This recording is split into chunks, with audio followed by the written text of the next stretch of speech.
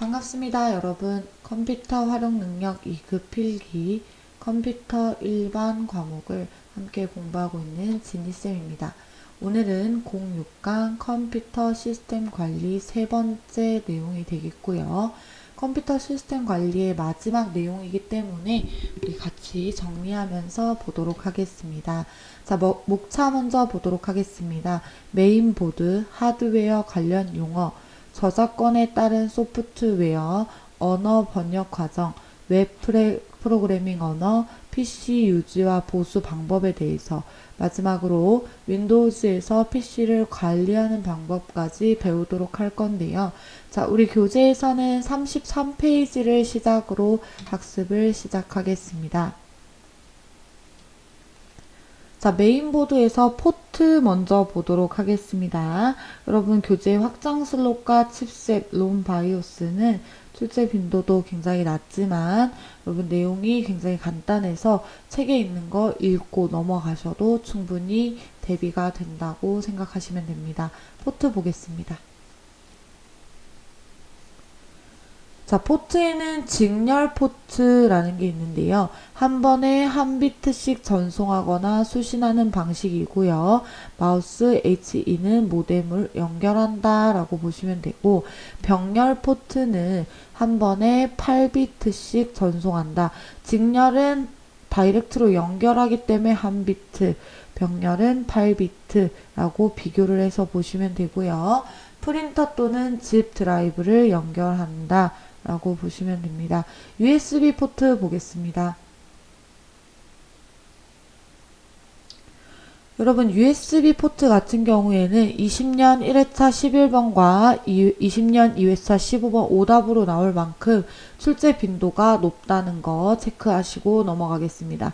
자, 허브를 사용하면 최대 127개를 주변 기기 연결이 가능한 범용 직렬 버스 장치입니다. 허브라는 것은 뭐냐면 USB 포트를 여러 개 꼽을 수 있는 장치라고 보시면 되고요. 최대 127개까지 연결이 가능하다. USB 방식의 마우스, 요즘은 무선 마우스, 무선 키보드를 굉장히 많이 쓰죠. 뿐만 아니라 PC 카메라, 디지털 카메라, 모니터, 프린터 등이 연결되는 포트라고 보시면 됩니다. 선을 이용해서 USB를 연결해서 컴퓨터의 장치를 연결하는 거라고 생각을 하시면 되고, 직렬 포트나 병렬 포트보다 빠른 속도로 데이터를 전송한다라는 장점이 있고요. 핫 플러그인, 플러그 앤 플레이, 여러분 기억나시죠? 플러그, 꼽다, 플레이, 실행되다. 자, USB 2.0 포트 색깔은 검정색 또는 흰색이며 2.0 포트는 상대적으로, 자, 여기다 쓸게요, 여러분. 상대적으로 느리다. 뭐가? 전송 속도가 뭐보다 3.0보다. 이해 가시죠? 그걸 구분할 수 있는 게 포트 안쪽에 보면 검정색 또는 흰색으로 색이 칠해져 있어요, 여러분. 나중에 여러분들 집에 있는 포트 한번 꺼내서 보시면 됩니다. USB 3.0 포트는 색깔이 파란색이다 라고 보시면 됩니다. 물론 USB는 유선, 무선 방식으로 마우스 키보드를 연결할 수 있지만, 여러분들 제가 마우스와 키보드 밑에 무선으로 써놓은 이유는 요즘 무선을 많이 쓴다는 거지 유선이 불가능하다는 건 절대 아니기 때문에 참고만 해주시고요. USB 포트에서는 제가 지금 줄쳐드린 부분만 외우셔도 문제를 해결할 수 있습니다. 자, 그 다음 넘어가겠습니다. IEE 1394 포트인데요. 20년 2회차 15번 오답으로 나왔었습니다. 자, 컴퓨터 주변 장치 및 비디오 카메라, 오디오 제품, 텔레비전, VCR 등의 가전기기를 PC에 접속하는 인터페이스를 얘기한다. 자, 그런데 IEE 1394 포트는 주변 장치 63개까지 연결이 가능합니다. 하나 써 놓으시면 좋을 것 같죠? 주변 장치 63개까지 연결. 자, 자, PS/E 포트는 6핀으로 구성되며 마우스와 키보드를 연결하는 방식이다 라고 보시면 됩니다. 자, 여기서 포트에서 중요한 건 직렬과 병렬의 차이, USB 포트, IEEE 1394 포트 특징을 암기하시고 넘어가시면 될 것 같습니다. 다음 페이지 가겠습니다.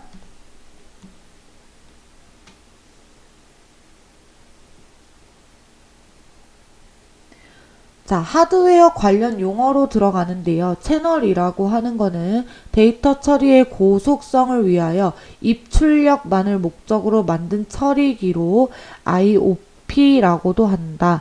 문제가 자주 출제되진 않지만 개념만 눈으로 읽고 넘어가셔도 괜찮습니다. 자, 인터럽트 가도록 하겠습니다. 마찬가지로 13년, 12년, 4년에 출제가 되긴 했으나 최근에는 출제 빈도가 낮은 편이라서 여러분 달달 외우지 마시고 마찬가지로 키워드로만 기억하고 눈으로 보고 넘어가셔도 괜찮습니다. 자, 첫 번째, 컴퓨터에서 정상적인 프로그램을 처리하는 도중 특수한 상태가 오류가 났든 컴퓨터가 다운됐든 발생하였을 때 현재 실행하고 있는 프로그램을 잠시 중지하고 그 특수 상태를 처리한 후 다시 원래의 프로그램을 처리하는 과정이다 라고 보시면 되고요. 인터럽트에는 외부, 내부, 소프트웨어가 있습니다. 여러분 그 이유가 뭐냐면 특수한 상태가 컴퓨터 프로그램 안에서도 발생될 수 있고 외부 장치에서도 발생될 수 있기 때문에 세 가지로 나뉘어져 있다라고 보시면 되는데 밑에서 자세히 보도록 할게요. 자, 먼저 외부 인터럽트는 입출력 장치, 전원 등 외부적 요인에 의해서 발생되고요. 내부 인터럽트는 불법적인 명령이나 데이터 사용할 때 발생하며 트랩이라고도 합니다. 소프트웨어 인터럽트는 말씀드렸지만 프로그램 처리 중 명령의 요청에 의해 발생된다. 자, 정리를 하면 외부, 내부, 그리고 소프트웨어 인터럽트가 있는데 외부는 입출력 장치, 외부에서 발생되는 거 전원 두 가지만 보셔도 되고요. 내부는 불법적 명령 그리고 트랩을 외우시면 되고요. 소프트웨어는 프로그램 안에서 인터럽트가 발생되는 경우를 말하는 겁니다. 세 가지 문장으로 외우지 마시고 항상 정리해서 키워드로 기억하고 계시죠? 넘어가도록 하겠습니다. 자, 이번에는 저작권에 따른 소프트웨어, 즉 프로그램, 저작권에 따른 프로그램에 대해서 배울 건데 여러분 20년 2회차 8번에만 나왔다고 기재되어 있지만 최근에도 상시시험에서 계속 출제가 되고 있을 만큼 출제 빈도가 높습니다. 근데 중요한 건 뭐냐면 지금 나와 있는 표를 전부 암기를 하셔야 돼요. 대신 상용 소프트웨어에 해당하는 키워드, 공개 소프트웨어에 해당하는 키워드를 따로따로 분리를 해서 같이 정리해 보도록 하겠습니다. 상용이란 판매입니다. 돈을 받고 판매하는 소프트웨어로 허가 없이 사용하면 안 됩니다. 여러분 우리 흔하게 불법 다운로드라는 말을 아시죠? 왜 불법 다운로드일까요? 판매를 하고 있는 프로그램인데 우리가 돈을 지불하지 않고 다운로드를 했기 때문에 불법 다운로드죠. 그거랑 연결져서 뭘 이해해야 된다? 상용 소프트웨어. 아, 불법 다운로드는 상용 소프트웨어 때문에 나온 말이고 상용 소프트웨어란 돈을 받고 판매하는 거구나. 이해 가시나요? 자, 공개 소프트웨어는 이름에도 나와 있다시피 무료입니다, 여러분. 무료로 풀려져 있는 거죠. 자, 예를 한번 들어볼게요. 우리가 흔하게 사용하는 알집이라는 프로그램은 해당하는 사이트를 가서 다운로드를 그냥 해서 쓸 수 있을 만큼 따로 금액을 지불하지 않습니다. 그쵸? 무료. 자, 쉐어웨어 여기서부터 본격적으로 암기를 하셔야 된다고 보시면 되는데 일정 기간이나 일정한 기능을 일정 기능 모든 기능을 사용할 수 있는 건 아니겠죠. 무료로 사용할 수 있는 소프트웨어로 구매를 하면 기간이나 기능에 제한 없이 사용할 수 있다라고 보시면 됩니다. 즉 정리를 하면 구매를 유도하는 소프트웨어 방식이다. 쉐어웨어는 구매 유도. 자, 알파 버전은 베타 테스트를 하기 전에 제작회사 내에서 베타 버전이 일단 나옵니다, 여러분. 제작회사 내에서 테스트할 목적으로 제작하는 프로그램 출시를 하기 전에 회사 내에서 한번 점검 차원에서 한다라고 보시면 되고요. 베타 버전은 출시되기 전 프로그램에 대한 일반인 평가를 수행하고자 잠시 그 소프트웨어를 푼다라고 보시면 되는데, 자, 최근의 기사로 예를 들어보면 카카오톡이라는 곳에서 영상통화를, 즉 페이스톡이라고 하죠. 그룹으로 할 수 있도록, 즉 여러 명이서 할 수 있도록 베타 버전을 출시한 적이 있었어요. 실제로 뉴스에서도 이 베타 버전이라는 말이 나왔을 만큼 여러분들 사이에 익숙하게 있지만 우리가 그냥 흘려들을 수 있으니 오늘 확실하게 내용을 확인하고 넘어가면 좋겠습니다. 자, 데모 버전은 홍보를 위해 정식 소프트웨어의 일정한 기능만 제공하는 겁니다, 여러분. 홍보 위해서. 이런 좋은 기능들이 있으니 이 프로그램을 구매하셔서 사용하세요. 구매 유도라는 느낌은 비슷하지만 뭐랑 헷갈리면 안 된다? 쉐어웨어랑 헷갈리면 안 된다. 쉐어웨어는 일정 기간, 일정한 기능이고요. 데모 버전은 홍보라는 문구가 기재되어 있어야 된다라고 보시면 됩니다. 자, 번들은 끼워주는 소프트웨어입니다. 하나 사면 하나 더 줄게. 이런 거죠, 여러분. 끼워주는 소프트웨어. 패치 프로그램은 이미 공개가 된 프로그램입니다. 사용자들이 있는 거예요. 프로그램의 일부분을 수정하는 프로그램이라고 보시면 됩니다. 이해 가시죠? 자, 애드웨어는 광고가 포인트입니다. 광고가 소프트웨어에 포함되어 있어 이를 보는 조건으로 무료로 사용할 수 있는 소프트웨어인데, 우리 흔하게 무료 게임이라고 하는 거 열심히 게임하다 보면 다음 차시 넘어가야 되는데 광고 중간에 나오죠. 그게 뭐다? 애드웨어다. 자, 마지막 트라이얼 버전은 상용 소프트웨어를 일정 기간 사용해 볼 수 있는 체험판 소프트웨어입니다. 이 체험판 소프트웨어 안에는 기능에 대한 제한이 없어요, 여러분. 그렇다 보니까 일정 기간만 사용을 하고, 체험판이라서 체험이 끝나면 당연히 그 소프트웨어는 기능 활용이 불가능하다. 자, 여러분 보시면 뜻하는 내용들은 비슷한 개념들이 있습니다. 하지만 엄격하게 나오는 키워드가 다르기 때문에 이 저작권에 따른 소프트웨어는 키워드로 기억을 하셔야 됩니다. 이해 가시죠? 자, 다음 페이지로 넘어가 보도록 하겠습니다.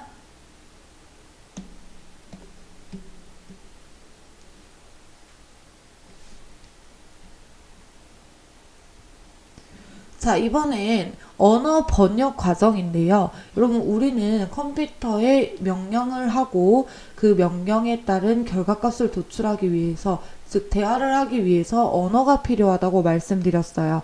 언어를 번역하는 방법 중에 어셈블러, 컴파일러, 인터프리터 이렇게 세 가지가 있다라고 보시면 되고,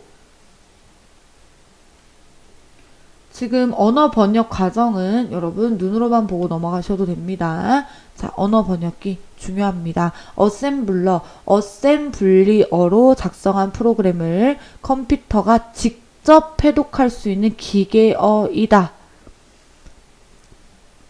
기계어인데 직접 해독할 수 있는 기계어로 변환하기 위한 결론은 여러분 프로그램이라고 보시면 됩니다. 직접 해독할 수 있는 기계어로 변환하기 위한 프로그램이다. 자, 컴파일러는 전체 프로그램을 한 번에 처리하여 목적 프로그램을 생성하는 번역기이며, 기억 장소를 차지하지만 실행 속도는 빠르다. 컴파일러를 사용하는 언어에는 여기서 포인트는 이 언어 종류입니다. 알골, 파스칼, 코볼, CPL/I. 자, 여러분 중요하다고 얘기하는 건 이 종류의 이 네 가지 종류, 예를 들어서 얘를 빼고 다른 언어를 집어넣으면 당연히 오답이죠. 그렇게 찾아낼 수 있어야 합니다. 컴파일러와 인터프리터는 언어를 비교해서 보셔야 됩니다. 자, 인터프리터, 목적 프로그램을 생성하지 않고 필요할 때마다 기계어로 번역하여 실행하는 방식이며, 인터프리터를 사용하는 언어에는 베이직, LISP, APL 등이 있다. 세 가지 있죠. 이 세 가지에 하나 오답이 끼워 나올 수 있다. 분명히 문제가 나올 수 있습니다, 여러분. 언어 반드시 기억하시고요. 넘어가도록 하겠습니다. 자, 그렇다면 제가 방금 컴파일러와 인터프리터의 언어 차이는 분명히 알고 계셔야 된다고 했는데 차이점에 대해서 문제가 나오기도 하기 때문에 비교해서 자세히 보도록 하겠습니다. 자, 컴파일러는 프로그램 전체를 한 번에 번역하지만 인터프리터는 행 단위로 번역을 합니다. 번역 속도는 한 번에 하다 보니까 당연히 양이 많아서 느리고요. 행 단위로 잘라서 번역을 하기 때문에 빠를 수밖에 없죠. 해당 언어는 방금 설명드렸던 언어이기 때문에 비교해서 외우시고요. 목적 프로그램이 컴파일러는 생성해야 하고 인터프리터는 생성하지 않는다. 실행 속도는 말씀드렸지만 컴파일러는 빠르고 인터프리터는 느리다. 자, 번역 속도와 실행 속도가 정반대죠, 여러분. 두 개 비교 꼭 하시고 넘어가세요. 자, 그러면 다음 페이지로 가겠습니다.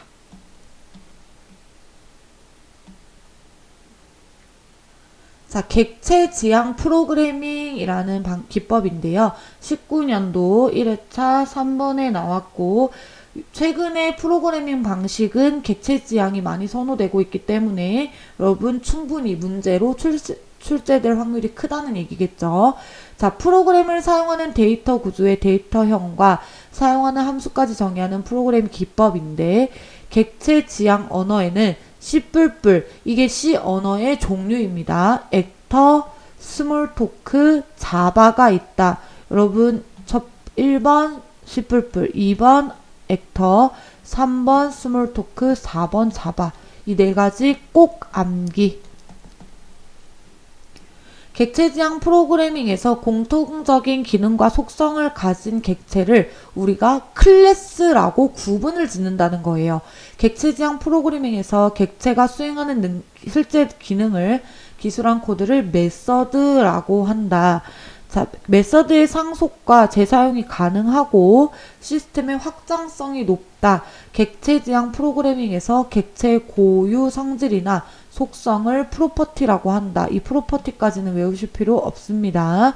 객체 지향 언어의 특징은 추상화, 캡슐화, 계층성, 모듈성, 다형성, 정보 은폐, 상속성, 재사용성이 있는데 여러분 이 종류를 다 외운다기보다는 아닌 거 하나를 외우는 게 조금 더 빠르게 공부할 수 있는 방법입니다. 객체 지향 프로그램이라는 거는 이 나뉘어진 클래스별로, 즉 공통의 기능과 속성을 가진 객체들만 따로 분리를 해서 프로그램을 하는 방식이고요. 그렇게 해야 뭔가 나중에 문제가, 에러가 났을 때 그 객체만 따로 수정을 하면 되기 때문에 검사를 하면 되기 때문에 굉장히 좋은 간편한 프로그래밍 방법이라고 보시면 됩니다. 하지만 구조화되어져 있진 않다. 왜? 구조화가 아닌 이유는 따로따로 객체가 나뉘어져 있기 때문이다. 연결지어서 이해하시고 넘어가면 좋습니다. 자, 다음 페이지 가보겠습니다. 자, 계속해서 웹 프로그래밍 언어에 대해서 보도록 할 건데요. 일단 팁 먼저 보겠습니다. 가장 최근에 출제가 됐던 20년도 2회차 9번 문제였습니다. 자, HTML5죠. 자, 액티브엑스나 플러그인 등의 프로그램 설치 없이 동영상이나 음악 재생을 할 수 있는 웹 표준 언어이다. 동영상이나 음악을 보려면 프로그램을 설치해야 하는데 그거 없이 이 언어만으로 자동으로 재생을 할 수 있다라고 보시면 됩니다. 이 HTML5의 원조인 HTML 보도록 하겠습니다. 홈페이지를 작성하는 데 사용되는 생성 언어, 홈페이지를 만드는 언어가 뭐다? HTML이다. 문자뿐만 아니라 화상이나 음성, 영상을 포함하는 페이지로 표현할 수 있는 구조화된 언어이고요. DHTML은 HTML에서 동적인 기능이 들어간 거라고 생각하시면 됩니다. 텍스트의 폰트와 크기, 색상, 여백 형식 등 웹페이지에 관련 속성을 지정할 수 있다. HTML과 DHTML은 동적이냐 아니냐의 차이이고 HTML과 HTML5는 액티브엑스 플러그인 등의 프로그램이 설치가 필요하냐 안 하냐 이해 가시죠? 연결지어서 이거는 이해하시고 넘어갑니다. VRML은 가상현실 모델링 언어 3차원에 사용되는 언어이다 라고 생각하시면 됩니다. 자바는 원식 코드를 고쳐 쓰거나 재컴파일할 필요가 없기 때문에 기종이나 운영 취지에 무관한 응용 프로그램의 개발 도구로 각광받고 있다. 최근에 가장 사랑받는 언어라고 보시면 됩니다. ASP는 윈도우 환경에서 동적인 웹페이지를 제작할 수 있는 스크립트 언어이다. HTML 문서의 명령어를 삽입하여 사용하며 자바스크립트와는 달리 서버 측에서 실행된다라고 보시면 됩니다. 자바스크립트는 서버 측에서 실행되는 게 아니에요, 여러분. 자, PHP 보겠습니다. 웹 서버에서 작동하는 스크립트 언어로 유닉스, 리눅스, 윈도우즈 등의 환경에서 작동함. JSP는 스크립트 언어인 건 맞는데 자바의 장점을 수용한 거다라고 보시면 됩니다. 여러분 교재 지금 36페이지에 있는 언어 종류 중에 출제 빈도가 높고 공부할 필요성이 조금 더 높은 내용들 위주로 제가 뽑아온 거기 때문에 물론 여기 있는 웹 프로그래밍 언어 말고 교재의 나머지 내용에서도 나올 수는 있습니다. 여러분 문제은행은 어디에서 출제가 될지는 모르지만 대신 지금 우리가 온라인상에서 듣고 있는 이 내용만큼은 반드시 머릿속에 숙지가 필요하다라는 거 참고해 주시면 좋겠습니다. 자, 넘어가겠습니다. 자, PC 유지와 보수에 대해서 배우도록 할 건데요. 각종 증상과 문제 해결 방법입니다. 여러분, 우리가 컴퓨터를 쓰다 보면 잘 작동이 되다가 갑자기 멈추거나 혹은 컴퓨터가 아예 다운되는 경우도 있어요. 여러분들 이런 경우에 원인을 찾지 않고 우리는 어떻게 하죠? 전원 버튼을 꾹 눌러서 강제 종료를 시킵니다. 여러분 전원 버튼을 꾹 누른다고 해서 해결되지 않는 경우가 많기 때문에 우리 지금 PC 유지와 보수 내용을 읽으면서 앞으로 컴퓨터를 조금 더 효율적으로 활용하셨으면 좋겠습니다. 가볼게요. 자, 팁부터 보겠습니다. CMS 셋업 시 비밀번호를 잊어버린 경우 메인보드 배터리를 뽑았다가 다시 장착하면 내용이 초기화된다. 자, 그리고 PC 업그레이드 보도록 하겠습니다. 19년 2회차 13번 문제로 나왔습니다. 업그레이드란 컴퓨터를 구성하는 하드웨어나 소프트웨어를 변경하여 시스템의 성능을 높이는 모든 작업을 말한다. 자, 볼게요. CPU 업그레이드. 현재 사용 중인 메인보드가 교체하고자 하는 CPU를 지원하는지 확인할 수 있고요. 램 업그레이드.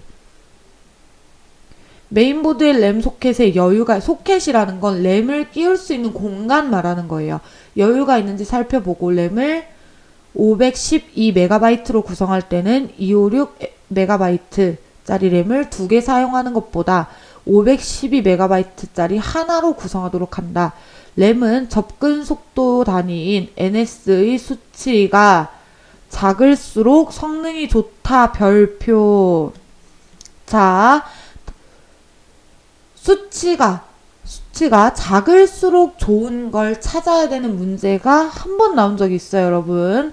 그럴 땐 램이다 라고 기억을 하고 계시면 되겠죠. 자, 정리를 하면 램은 수치가 작을수록 성능이 좋다. 이해 가시죠? 하드 디스크 업그레이드, 마스터와 슬레이브를 설정해 준다.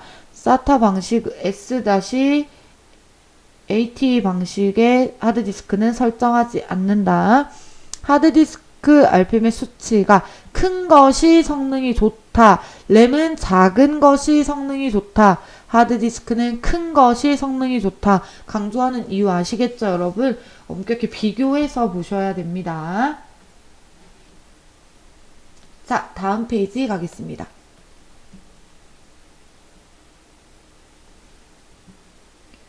자, 마지막으로 윈도우에서 PC 관리에 대해서 보도록 하겠습니다. 방금 우리가 배운 내용과는 조금 다르기 때문에 따로 정리를 하셔야 돼요. 자, 윈도우 내에서 운영체제 안에서 PC 관리, 디스크 검사, 파일과 폴더 및 디스크의 논리적, 물리적 오류를 검사하고 수정하는 게 디스크 검사이다. 별표 3개. 잃어버린 클러스터, FAT 오류 등 디스크의 논리적인 오류 중요합니다, 여러분. 디스크 표면을 검사하여 실제 드라이브의 오류나 불량 섹터를 검사한다. CD롬 요즘 잘 사용 안 하죠. 문제에도 자주 나오진 않습니다. 자, 드라이브를 검사하는 동안 드라이브를 계속 사용할 수는 있어요. 하지만 오류가 발견되면 수정 여부를 결정할 수 있다. 파일 탐색기에서 검사할 드라이브의 바로가기 메뉴 중 속성을 선택하여 속성 대화 상자를 표시한 다음 도구 탭의 오류 검사 항목에서 검사를 클릭한다. 지금 마지막에 해당하는 내용은 디스크 검사하는 방법입니다.